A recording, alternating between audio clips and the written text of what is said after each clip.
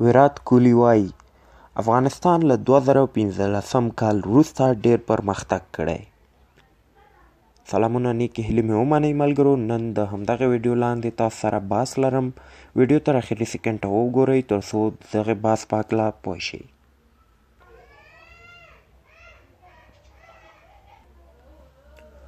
د هند لوبډل مشر ویرات کولی فکر کوي چې د 2019 کال یو ورځنیو لوبو نړیوال جام به تر ټولو ننګونکی اوسي. په نړیوال جام کې به 10 هیوادونه د 50 اوره جام ګټلو هڅه کوي، په داسې حال کې چې هره لوبډله به د برخه لرونکي ټولو لوبډلو پر وړاندې لوبې ترسره کړي. دا په دې معنا ده چې په لومړي پړاو کې هرې لوبډلې ته 9 لوبې ورکړل شوي دي. ویرات کولی د انګلستان ته د لوبډلې تر تګ مخکې کنفرانس کې ویلي دا په رښتیا هم تر ټولو ننګونکی جام دی. لوبېدونکي ټولې لوبډلې پیاوړې دي، حتی که افغانستان ته هم وګورو له 2015 کال راهیسې ډېر پرمختګ کړی او موږ باید خپله هره لوبه ډېره ښه وکړو او افغانستان ته هم د یوې لویې لوبډلې په سترګه وګورو.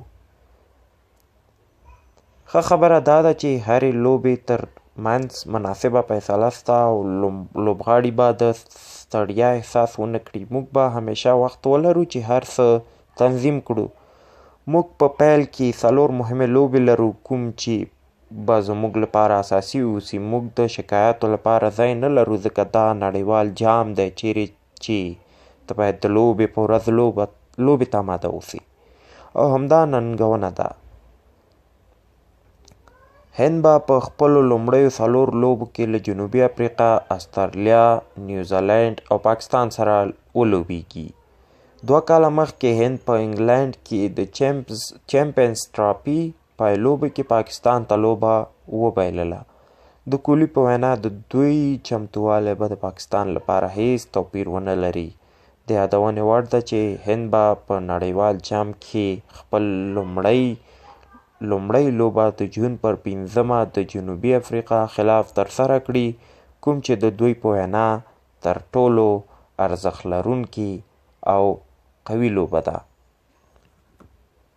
نړۍ مننه ملګرو، دا وه د نن ورځې ویډیو. تر راتلونکي ویډیو زه ستاسو په خدمت کې یم. خدای په امان.